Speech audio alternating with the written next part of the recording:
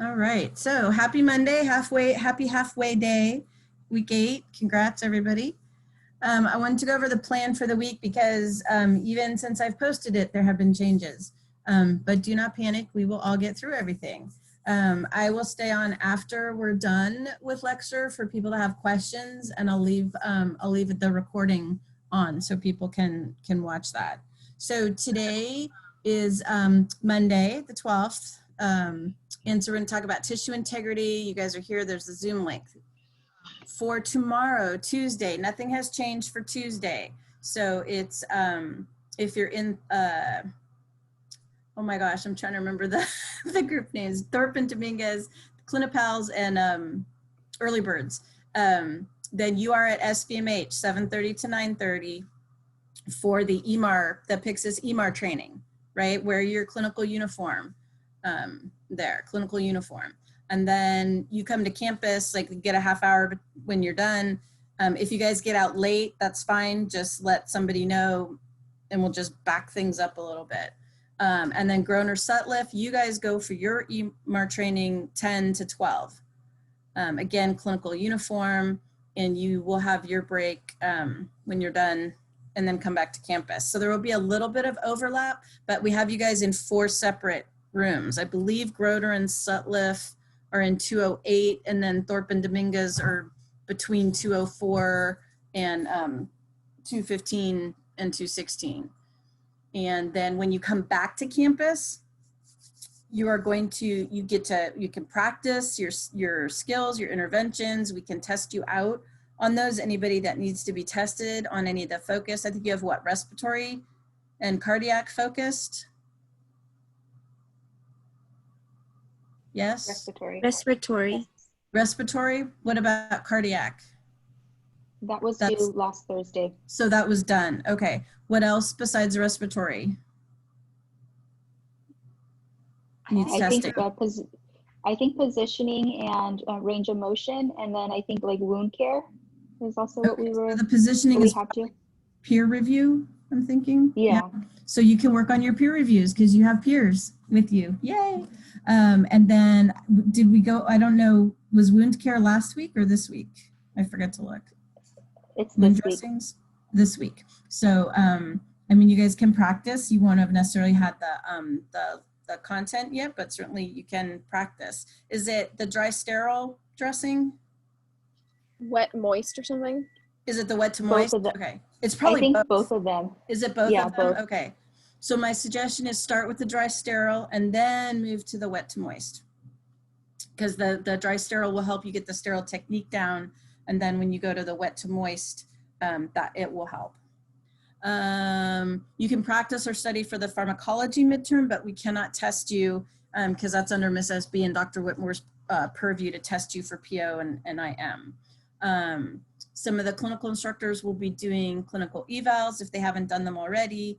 Ms. Clark and I are going to do midterm check-ins with everybody. Just, you know, how's it going? You know, what if you need to know where you stand, things like that. One of the other things you guys are going to do is revise your clinical evaluation tools. Feedback that we're getting from the clinical instructors is that several students in all the groups really haven't written anything down, right? This is your document that shows what you've accomplished, and you give examples for how you met the goals based on the patients that you've had. And so what needs to happen is those have to be completed. So if you receive feedback from your clinical instructor that your CET, clinical evaluation tool, is incomplete, then that is what you need. That is your priority. That has to be done first. And then you can practice, or we can test you, things like that. Because that document is a living document. And so, so that needs to be done. And I will be there, Ms. Clark will be there, the clinical instructors are there, so we can help you answer questions, help you figure out how to do that. Several students have done a really nice job, so they can be the point people too to help you as well. Questions on tomorrow being Tuesday?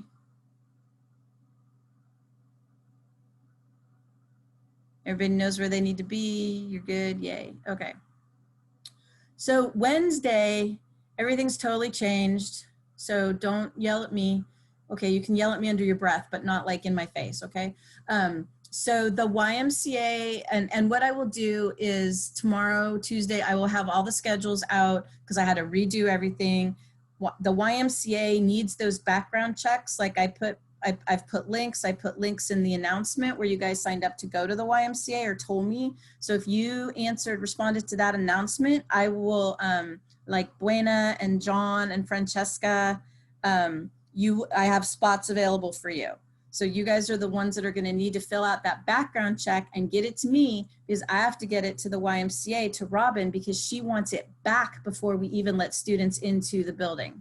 She can't have students in the building until the background checks have been received. Even though you've done one for Hartnell, oftentimes, like, you know, you had to do one for Natividad, the YMCA is requesting their own background check. So we won't be able to go to the YMCA this week. So I will redo the schedule based on not being able to go this week.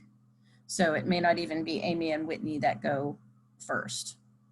So does that make sense? So it's like, you know who you are that's going, like Amy, Nozomi, Marco, Whitney, Amanda, the people that told me that they needed hours from Vitas, right? So please fill out that background check. If you have a question, let me know.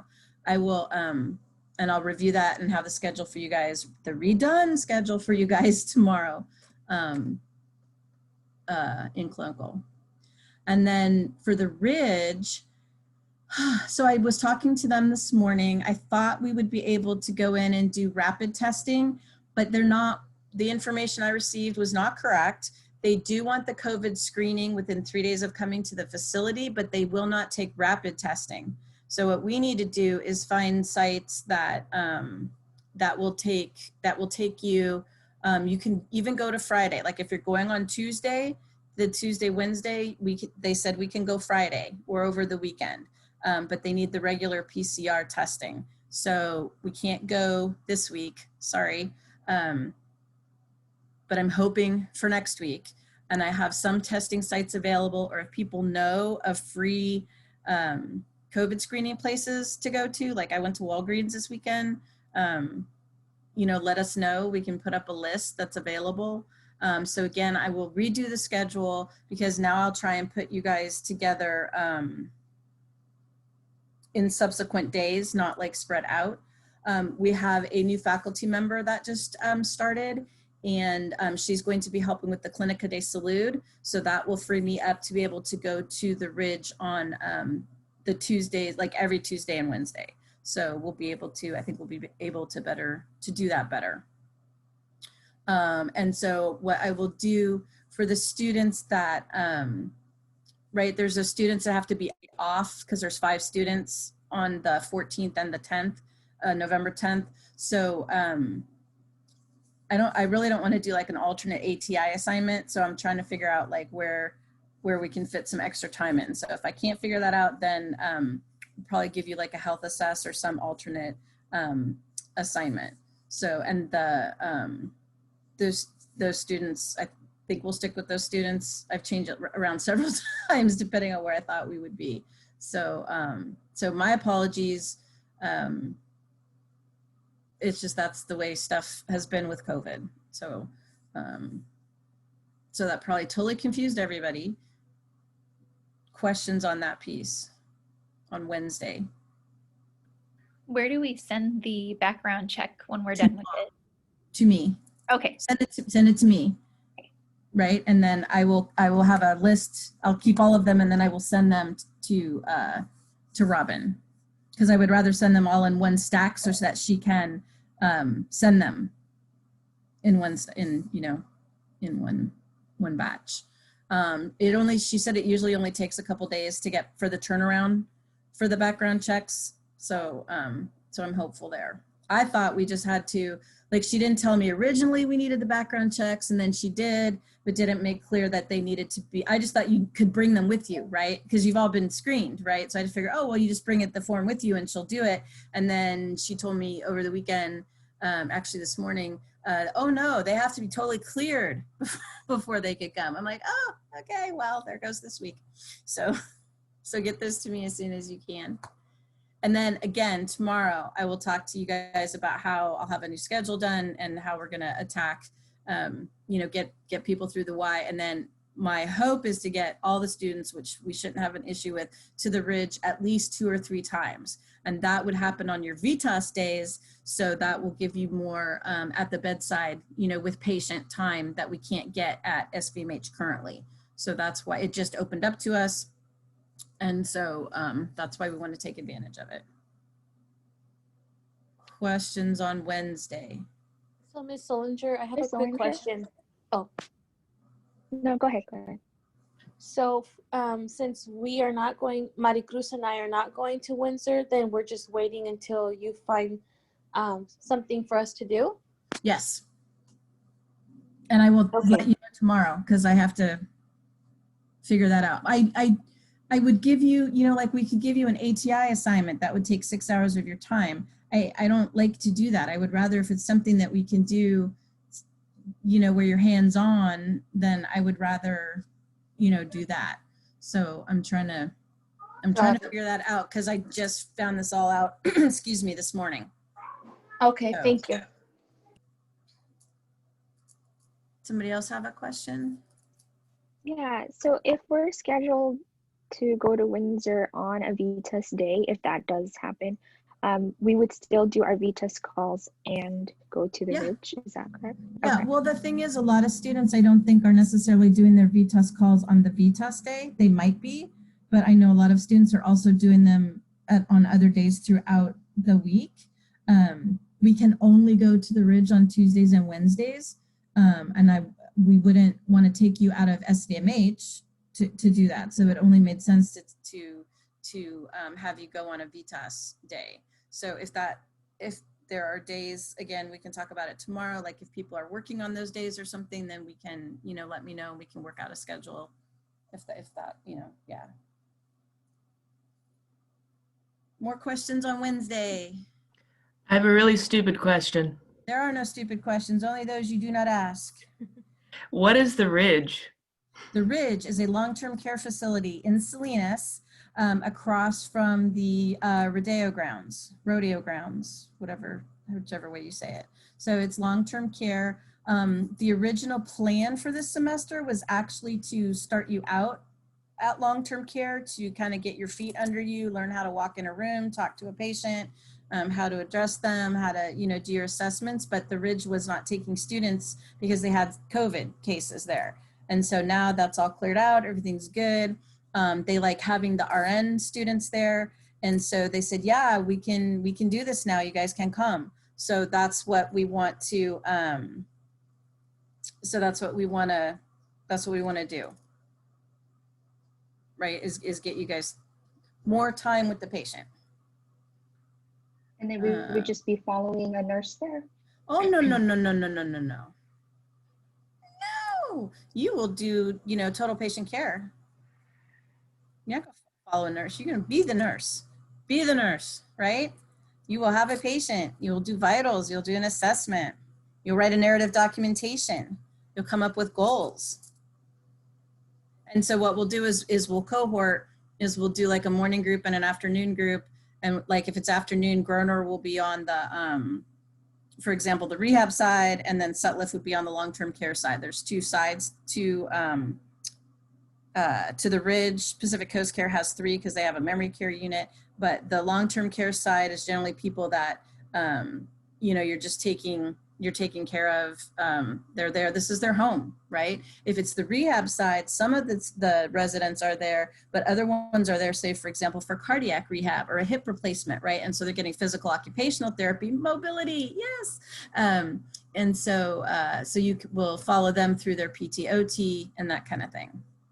If we get to be able to pass meds, I'll take that on a case-by-case basis, because long-term care medication pass is like totally different from anything you've ever done before, as I'm sure my VNs can attest.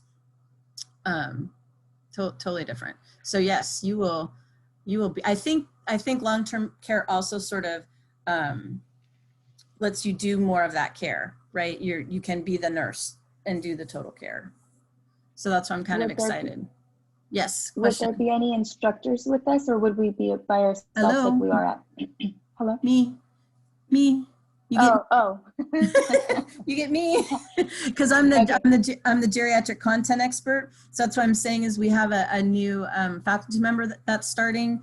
Actually, we've been waiting for her to come, and she finally just everything all came together. And so I'm going to orient her to Clinica, but still be involved with that. But then I will take students to the Ridge, and you'll work with me on that. I've taken students there for a couple years. It's a great place. They're student friendly. And so, yeah. Cool. Yes. Is the Ridge going to be added to our weekly clinicals, or is that just like a one-time thing? What I'm hoping to do now that I have the information is to get you guys there at least 2 times.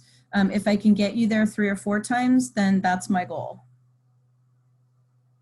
So you're gonna have to go like, I have to figure out how to work it out. I have to look at the schedule and see how to do this, because it may be just Wednesdays, it may be just Tuesdays, depending on your VTest day. But we have the key is getting the COVID screening done ahead of time. Once we do that, then we're good.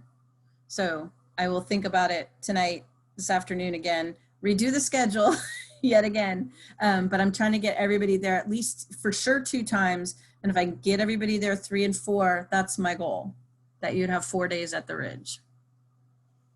Yeah. But not to come out of SVMH, just on the VTAS days. And so do those, Sorry, JJ, go ahead. no worries. So do those go into VTAS hours, or are those No, separate? those go into clinical hours. Clinical hours? Okay. Yeah. Hands-on clinical hours. So we're trying to get you. Whitney? It says, would you like us to get COVID tested as soon as possible? No, because I don't know which students are going. Okay. And it has to be 72 hours before going. And then once you go, they will COVID test you on Mondays. So, but there's a window, you have to be there. I think they send the mail out at 2:30. So they do COVID testing for all their employees on Mondays. So once you get the original one done, then you can be covered by them.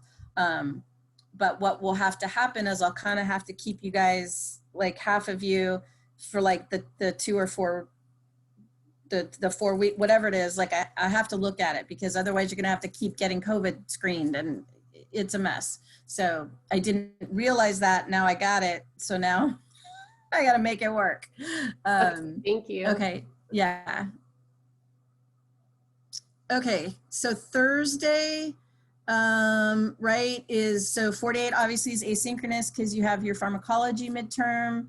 I don't know much about that. Talk to Dr. Whitmore, Mr. Beamer. I guess there's like a format you have, like you have a little grid with the drugs, like you have to know, and then there's some multiple choice questions, and right? Does that sound right? Something like that. So, and Friday is Ms. Clark's day. She's going to do synchronous. She'll post the links later in the week. She's going to do for 46 is infection inflammation, which will tag along with the tissue integrity, and then moving into sexuality in 47 in social determinants of health. Remember that your community groups need to meet with Ms. Clark and or myself like by the 23rd to go over like where you guys are, what you're planning, like what you've seen in your communities, that kind of thing. Because yeah, you're supposed to have been doing that all along. It's all good. We'll just, you know, right? We just improvise, adapt, and overcome, right? So we're doing the best we can given what we have. And then, excuse me, I believe Saturday is the VNA immunization clinic for those that have been signed off. Whose groups? Is it Thorpe and Sutliff? Who's going Saturday to the VNA immunization clinic? Is it Groner? Groner Dominguez? Yeah. Okay. I know. Yeah. I know. Groner's in the afternoon. I'm sorry. Say again. Groner's in the afternoon. I'm not sure who's in the morning. Okay. and I forget because that changed. But anyway, so you get to go to an immunization clinic, yay, and give injections, like inflict pain on people for a good reason, for health promotion. How's that for two concepts in one sentence? There you go. Okay, questions on the plan for the week? Ms. Solinger, quick question. Yes. For Saturday, for those who have to go to the immunization clinics, Yes. when are we getting certified for that? Or do we even have to be certified? Like, do we have to pass the IM injection? Yes. So that's why I believe it's Groner's, and that's why I can't remember if it's Dominguez or Thorpe. It's Dominguez. Is it Dominguez? Okay, so yes, so you must be signed off for that. And I think, oh boy. So talk to us tomorrow, right, when we're on campus and we can figure out who still needs to be tested. I thought those two groups were supposed to be tested last week, but I think what I heard was everybody got signed off on PO, but maybe not everybody got signed off on IM. So if that's the case, I can check with Miss SB and see if she would be willing to let us sign students off for IM for those that have to go to or signed up to go to the immunization clinic. Okay. Yeah, I believe nobody, I don't know. I believe nobody has been signed off for IM yet. Okay. So we can, we'll talk about that tomorrow. Okay. And I will check with Miss SB oh, you didn't even go over it? Okay. No. Okay. Nobody panic. It's okay. So I will talk to Miss SB. I will talk to Ms. Clark, and we will figure something out. Right? All right. Thank you. Improvise, adapt, and overcome. We just need to know, right? So that's all good. I'm not promising anything. I'm just saying we'll look into it. Yeah, pretty much. Exactly. Yeah, that's what I thought. You only got signed off on PO. Okay. It's all good. No worries. Are there students in those groups that are no, because you didn't even go over IMs. I was going to say, is there any student in the group that's able, but no. Okay. Got it. It's all good. Wait, let me make a note of that. Okay. Oops. I don't panic anymore. I just, you just keep rolling. You don't even have the skill sheet. That I can fix. Okay, got it. That would be really helpful to be able to look over before we go in there, because for PO, we were literally given it and they told us, okay, now you test. And we had no time to really like practice or like learn it. So I think it was kind of difficult for a lot of us. Gotcha. All right. I have the skill sheet someplace, so I can see what I can do about that. Okay, is that okay? We'll make that happen. Okay, let me stop sharing for a second. Oops, no, somebody's chat. It's hard to run my own chat while I'm doing this. Oh, under the module for the week. Okay, so they're saying that it's in 49 under the module for this week. So maybe check that, but I can post them. You guys should be able to find them, and we can print them out tomorrow, like bring them tomorrow, or we'll have some that we can print out, and then we can review that with you. Does that sound like a plan? Okay, and yeah, bring your sub Q one too. If you can find sub Q, bring IM and sub Q, just because. Okay, and the next thing that I wanted to do is where did it go? Oh, hold on. I wanted to go over the quiz, give you guys some time to review the week 7 quiz. So I need to go in and open that up because hold on one second, and I'll get it open. Because some people did really well. Some people were kind of eh. It was interesting. We noticed that you guys kind of waited, most of you, till yesterday to do that. But that's okay. And then I want to let you know what we were looking for in that last question, the number 10, the concept question. So can you guys check and see if you can get into quiz 7, Can somebody let me know?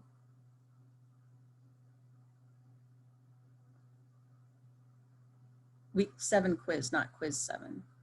Sorry.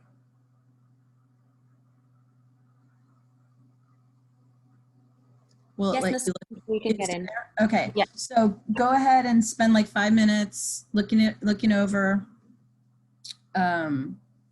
No talking amongst yourselves, just on your own, and then I'll go over it with you. Okay, you can ask questions. Okay. Okay.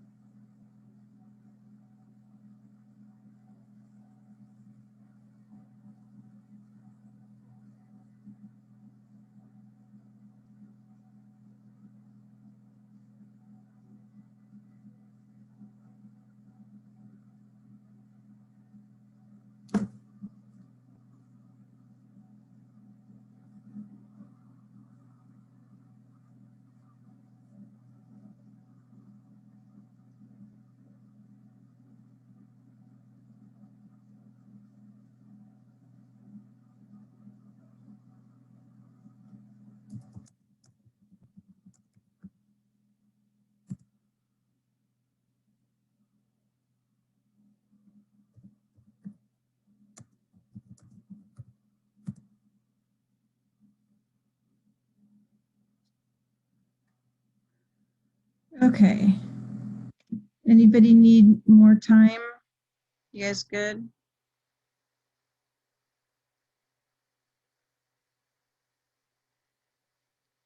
Okay, so what I would like to do is pause. And then let's go ahead and look at, let me share my screen. See if I have the right one. Oh, that's it. Is that it? That's it. There we go. Okay, you should see lesson week 8 Monday, tissue integrity, blah, blah, blah. Yes? No? Yes. Okay. JJ's nodding. Thank you. Okay. My apologies for the readings. I don't know what's going on. I'm sorry. I double checked Giddens and forgot to check Iggy. So my apologies there. You have available to you PowerPoints that I put together with the That's a Wrap slides. You have those available to you. I want you guys to spend time doing the case studies today. So you guys can look over the PowerPoints while you're doing the case studies, because some of the answers can be found there. I also put videos up for you, the pressure ulcers. I don't know if anybody's seen a Jackson Pratt, but you might see that, and you can get some skin issues with drains. Anybody that's interested in actually becoming a wound care nurse, because there is a certification for wound care nursing, there's some information there for you as well. These are the gross pictures. Here we go. Because you're going to need to know how to stage a pressure ulcer. And so there's some guidelines there. And then also some more resources, types of wound dressings. And some of these things are will be helpful for you while you're working on the case studies. I'd love to hear from people that have had clients with pressure injuries or skin tissue integrity issues to share, like what is it like for that patient, and what kind of goals or interventions have you done? I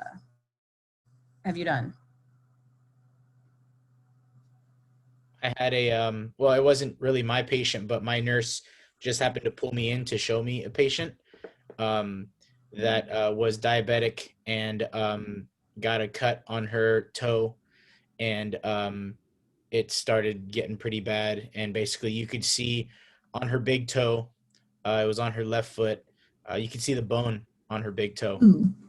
And she was a Spanish speaking client, and we were both talking to her because I know a little bit about diabetes as well. I was from diabetes. She's diabetic and wasn't taking care of herself. And she was telling us how she gets these all the time and they go away. They usually end up fixing themselves. We just have to give her the antibiotic shot that we always give her.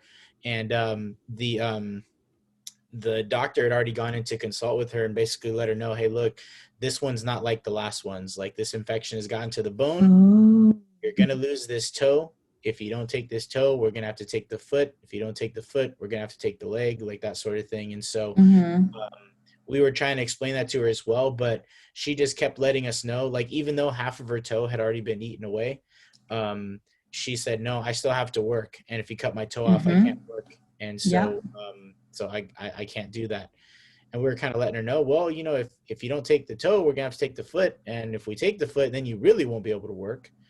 And if that isn't bad enough, we might take it at the knee and eventually take it even further up the leg. And she was like, well, that doesn't matter. I'll deal with that when it comes. But for right now, I got to work. And so, and I mean, we were explaining all the stuff. That's not uncommon. I've seen that with a lot of people. Amanda says she had a JP drain. So what was that like? It was awesome. Okay. Oh, it looked like Greg and I had the same patient. Oh, cool. It was an older woman who had, I believe it's been a little bit, a hemicolectomy. And she had, from the tissue they got from the surgery, they realized that she had colon cancer. So she also had a fistula in her groin. And so there was an IND to that. So the poor thing, she had a lot of stuff going on. But she decided that she wasn't going to treat the cancer. And so she was healing by secondary intention. Oh, okay. Is that correct? So Greg, do you want to pick? I actually had a different patient. Sorry if it's a little loud and here the washing machine is going. But I might have worked with that woman the week before, actually. My patient had an emergency appendectomy the night before, and so he had a JP drain. Oh, interesting. There wasn't a whole lot going with it. Was it laparoscopic or was it? Yeah. And so he had 3 laparoscopic incisions, and it didn't have that much fluid. You know, you just have to squeeze it, and I guess it kind of pulls out the excess fluid. It didn't have too much in it.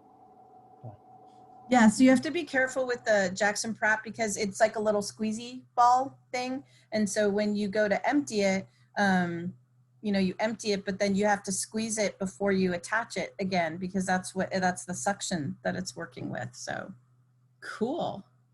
What other, anybody with like sacral pressure sores or hands, other body parts than legs? So my actual patient had a sacral bed sore, and it was bandaged up already. It hadn't progressed very much, but she had one. It was bandaged. They were using that special bandage that was there. But the issue that I was having was that the patient had multiple liquid stools throughout the day. Oh, right. Yeah, you wrote about that one. Right. And so the liquid stool, luckily it didn't really get too much to the Band-Aid, but I was just kind of wondering what the potential effect could be of getting fecal matter into the wound. If that's something that could infect it, or if, since they're from two different body areas, if it wouldn't infect it, or what the case would be, you know? Yeah, no, you don't want stool coming in there. So that's why it's really important to, you know, figure out what kind of dressing or keeping the edges, you know, from letting things seep underneath. You know, if you can do something like you were saying to make her stools more formed, that would be helpful as well. Just a reminder, adult clients don't wear diapers, they wear briefs. It's to change their brief, or you could say if it's depends or whatever it is, but we don't refer to that as a diaper for an adult, just terminology there. So let's see. Okay, so I am sharing. Huh. So, and is that specifically a dignity thing? Pardon? Is that specifically like a dignity thing? Okay. Mm-hmm. Yeah. Yeah. So I have in, I think, is it going to open for me or no? No, maybe not. There we go. I'm not sure what just happened, but what did I just do? Oh, okay. So this is the PowerPoint I want to, which you guys can watch on your own, but I want to do a couple practice questions and a mini case study. And so, and then I'll put you guys in your groups and you can work for a half hour on the other case studies. So you have an 80-year-old that's going to be admitted to a long-term care facility. They have end-stage COPD. They're on oxygen. They can't ambulate, and they're incontinent. So it kind of almost sounds like your patient, Hugo. Right? So what, let's see. So what things put them at risk for tissue and alteration and tissue integrity?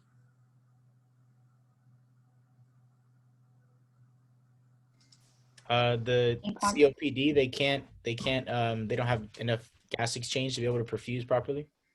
So the immobility, unable to ambulate, incontinent, yes, they're not perfusing. So the tissues are not getting oxygenated. So yeah, all of that, right, is difficult. And so now you look at their skin, and this is what you see. So what would you say, how would you document that?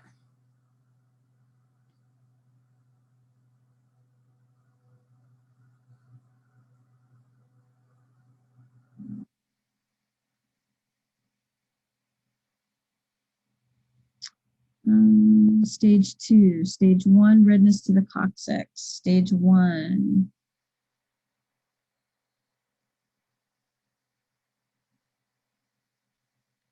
Non-blanchable redness. Ooh, I like that. Let's see if I can do that. Oh, oops. Never mind. That didn't do what I wanted it to do. Okay. So stage 1. I'm seeing mostly stage 1 redness. I like the non-blanchable redness, right? Because that's a thing. Redness to the coccyx. It looks to me like stage 1. What with the difference between stage 1 and stage 2 skin? Stage 1 pressure, also skin intact, yes, non-blanchable redness, and if there's any warmth, right? Yeah, stage 2 is open. What size? Like, I mean, you would measure it probably. It's hard to tell how big it is, but you'd want to somehow identify how large it is, right? So that you could track it. Okay, so what do you think happened specifically to precipitate to get to this point in this pressure injury? How did this happen? Not enough movement, turning, not repositioning. Oh yes, friction and shear from the bed. That's the one I was looking for. Yes, all the other ones are correct. Everything's correct, but I wanted to do the friction and shear. Right, very good. Could be not keeping it clean, right? I mean, it's really difficult when the patient has a bowel movement and they don't let you know, right? So hopefully they're letting you know when they're having these bowel movements so that you can keep them clean, or urinating and keep them clean. Good. And then what intervention should be started to prevent further deterioration of the patient's skin?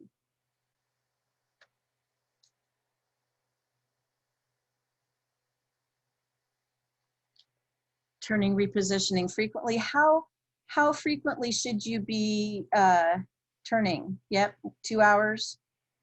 One's asking a lot. 2 hours is pretty good. Putting a bandage, you could put, you keep it dry, you probably put a transparent dressing over it, keep them clean as often. What about if we go back to Mai's friction and shearing, how are we going to want to position them in the bed?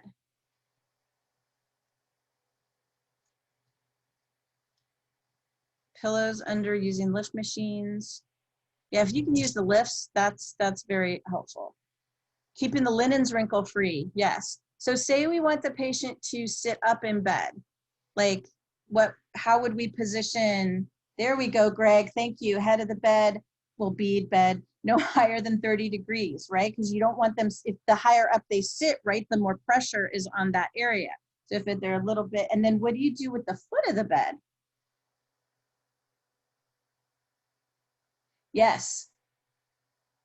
There you go, raise it, sims up, right? So that they're not going to elevate, yes, so that they're not gonna slide down the bed, right?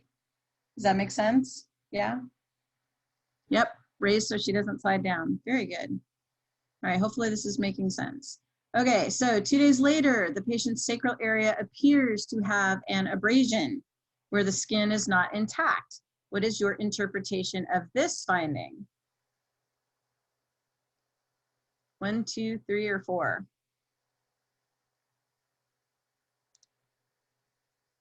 There we go. Yay, you got it, stage 2. So the answer would be B. There you go. Okay, which additional intervention do you expect to implement at this time? Transparent film dressing, dry cotton gauze, debridement of the area, administration of IV antibiotics every 8 hours.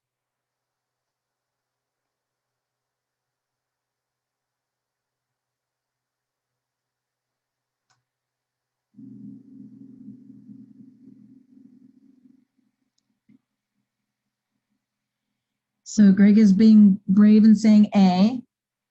Got A's, got B's.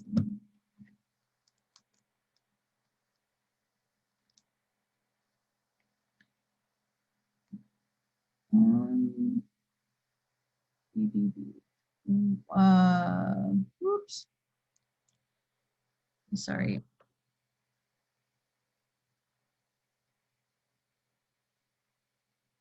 Christine, why A?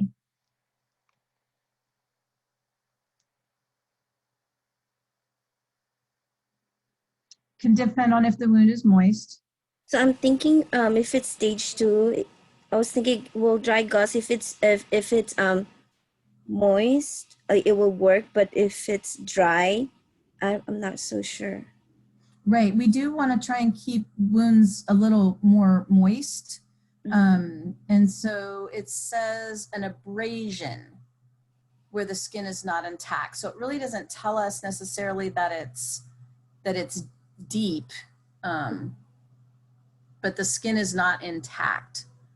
So the correct answer would be the transparent film dressing is what you would want to do initially. Dry gauze would stick. Yes, it depends on the moisture. Yep. So like a off-site or something that's a clear film. Good. All righty. And then, okay, so this is a practi question, not a practice question. This has nothing to do with the case study. Okay, this is an on its own question. Upon removing a dressing from a wound, the nurse notices a strong odor. What is the appropriate nursing action?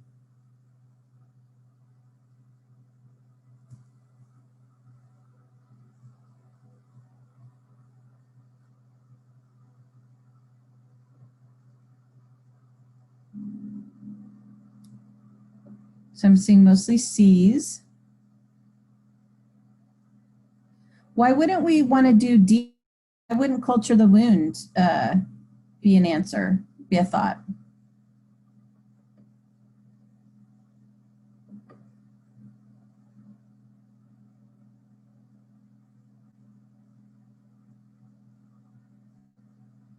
Says previous dressing, reassess the wound after, right? So this is always a question we get. Do you need an order for a wound culture? So the thing is, we don't know if it's an infection yet, right? And so if we can clean it and reassess and like look at the drainage, and then because sometimes it's smelly, just smelly, right? There we go, Mary Cruz, thank you. You know, it causes, the drainage is causing odor, doesn't necessarily mean there's an infection, right? So clean it and then reassess. You do need an order to send a wound culture. However, you can collect a wound culture and hold on to it till you get the order. You know, if you're in there doing the dressing change, it's better to do everything at that time. Whereas if you have, because you want to leave it, you don't want to keep messing with the dressing, right? Does that make sense? So C is the correct answer. See if this is this one's a practice, not a practice question. Good, okay.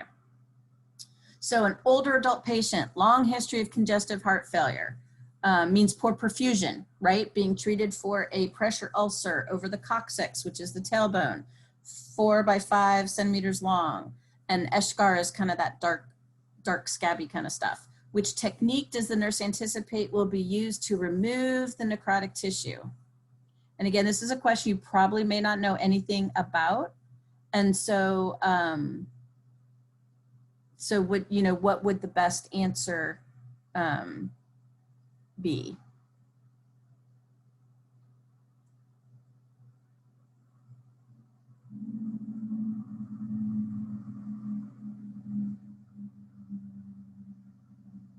And so why do you think A would be the best answer?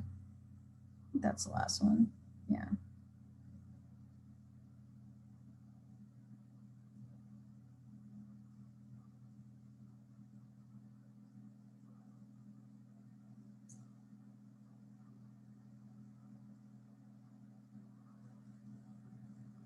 It's not that big. They have impaired perfusion because the others don't really make sense.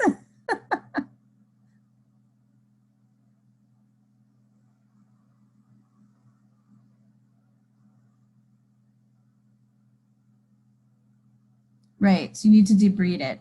And the easiest way to do that would be with surgical. Good job.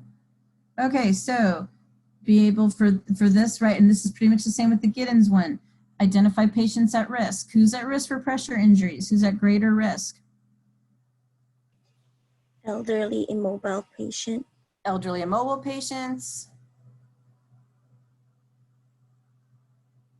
Poor nutrition, poor perfusion, diabetes, children, because the skin is thinner, right? Know your wound staging, preventive measures like we just talked about, and be able to create a teaching plan. All right. So that's not the one I want. That's not the one I want either. Hold on, let me find the one I want to share. So is that making sense? Is what you're seeing in clinical and kind of what we're talking about here, is it making sense? Hopefully. Okay, there we go.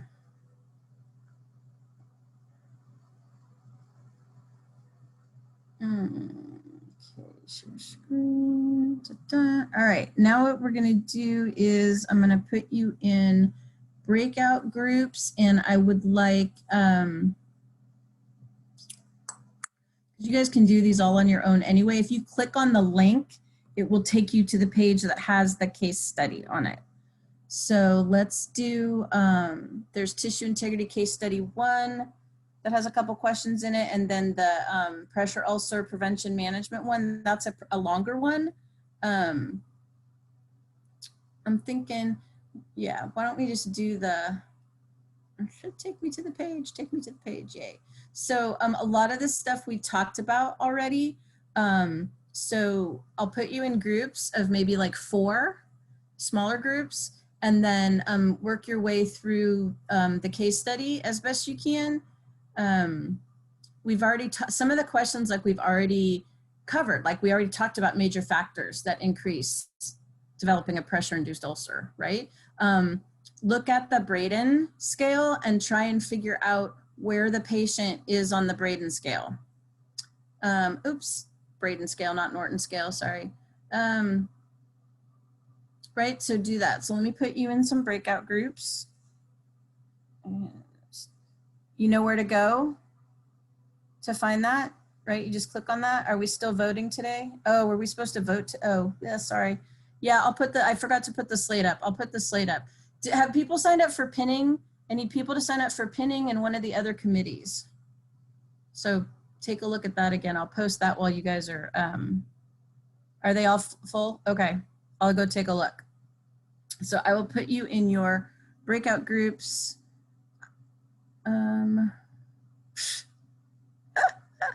You guys are so cute and funny all at the same time. We'll work on that, okay? While you guys are doing this. Is that what I want? 3 to 4, 2 to 3. Oops, 3 to 4, there we go. Okay. And I will check on you as well.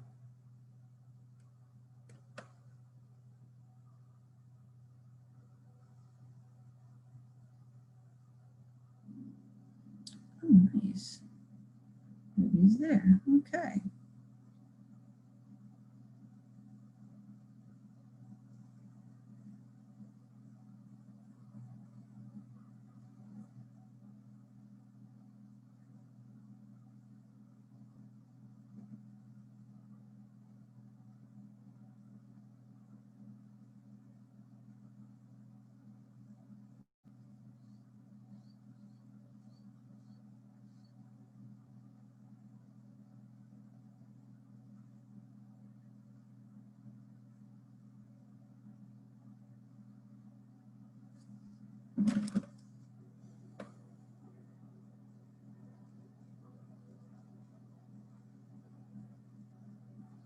Nice. Okay, so then let me go here and do this. New forms.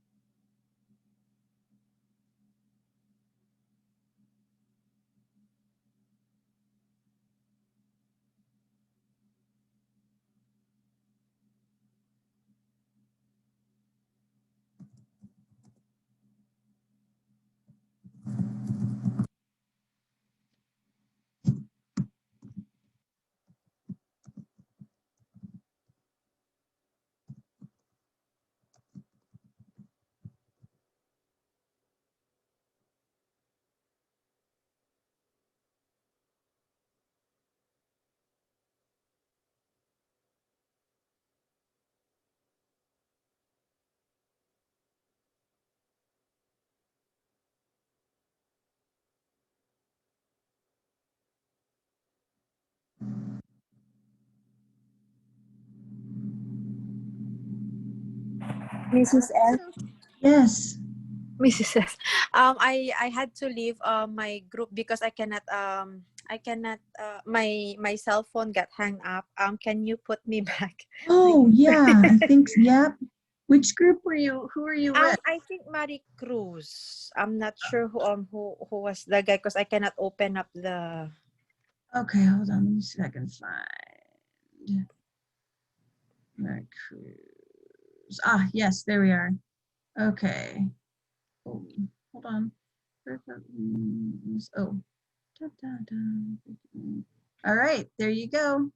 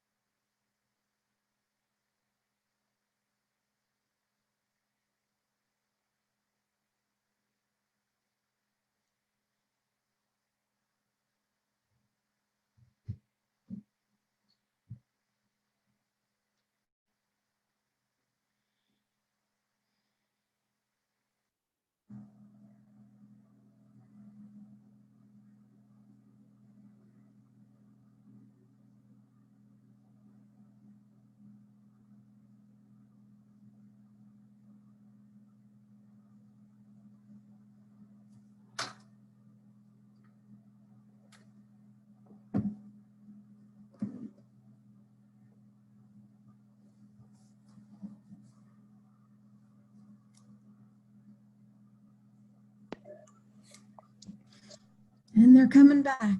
Woohoo. How'd it go?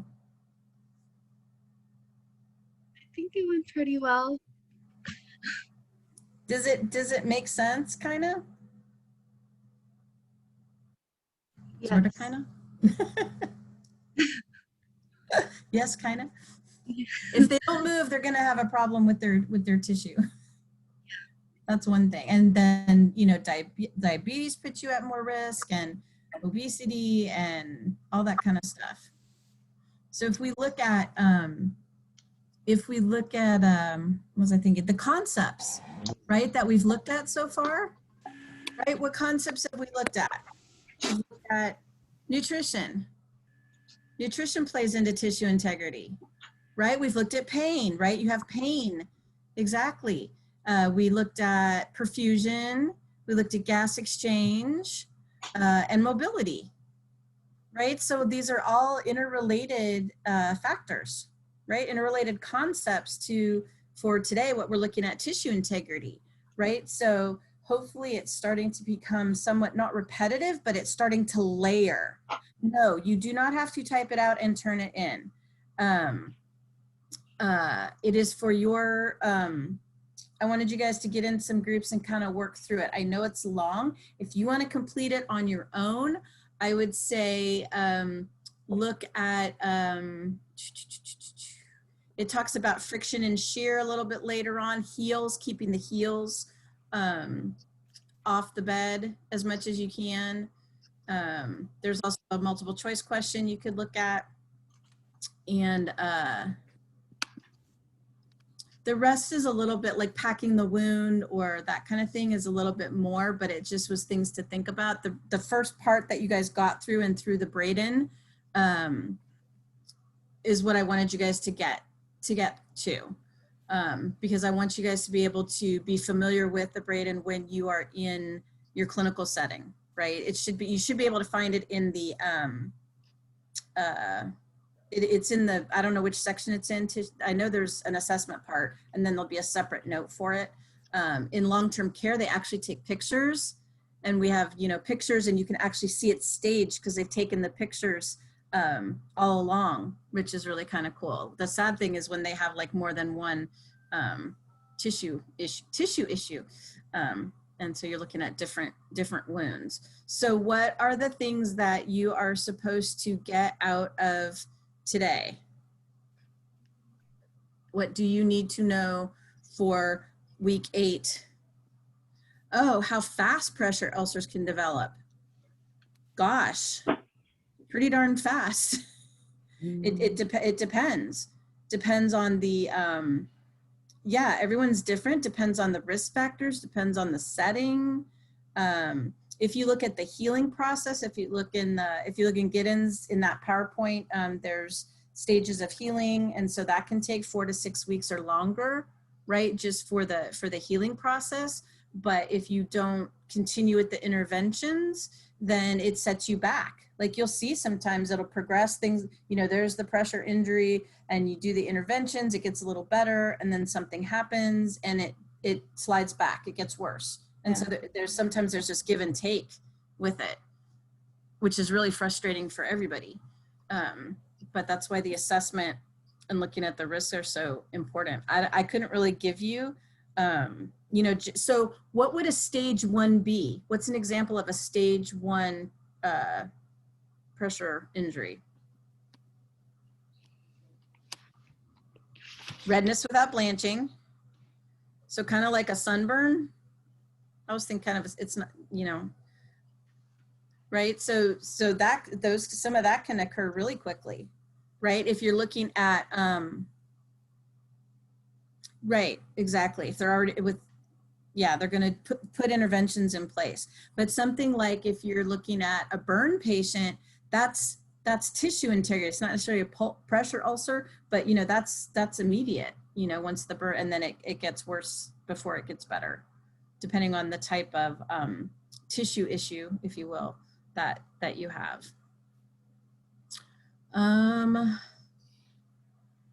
So already developed on one side, client will mostly, right? So what are some things, Isaac has a good question. What are things that you can do? They're getting a pressure ulcer on one side, and so you're gonna move them to the other side. What do you do so they don't get an injury on the other side, the clean side? You can use pillows, a specialty bed, yes, a turning wedge. So it's like a wedge that you can kind of, different angles, right? Use different pillows, different wedges, because you're not necessarily turning them always on the same spot, right? So like Hugo's saying distribute their weight, right? So they're like at I don't want to, whoops, see that? So like if they're not just on this side and then you flip them to that side, right? Sometimes they're this side and then you're gonna go, you know, kind of like at angles, use a wedge, use pillows. Beds are great if you can get the rotating beds with the special mattresses, but those are expensive and oftentimes insurance doesn't cover that. So pillows, lots of pillows. Pillows become your friend. Yeah, air mattresses are good. What else? Because class is done now. The election should open up now that class is over at 12:35. So go vote. You have till 11:59 tonight to vote.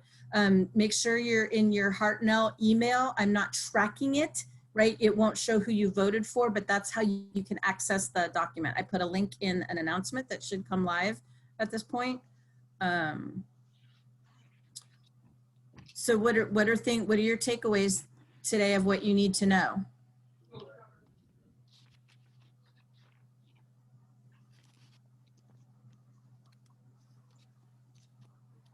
The different stages.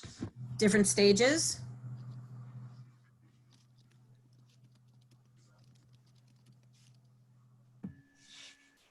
Treatment, prevention. Yeah, prevention, right. Risks, preventions, intervention. Yeah, there you go. Ulcer stages, you got it. There you go. Don't let a skin injury get lost in the shuffle of other conditions. Exactly. Right, like diabetes for sure. Yes, good job. Right, all right, so you should be good. I will, the vote for, I thought, okay, hold on. Yeah, same. I'm having the same issue. Really? Yeah, when it says sorry. vote for 2 or vote for 3, it's only letting us select one. Vote for one. All right, hold on. I will go fix that. I will redo it. How many times can we vote? Once. Once. So I will reset it. Okay, I'm sorry. I guess I did it multiple choice instead of select all that apply for that one. I will go fix it. I will stay on here if people have questions or specific questions that they want to ask about anything. Otherwise, I will see everybody tomorrow, right? Which is Tuesday. Yeah? Yay! Okay, I am going to stop recording. I will stay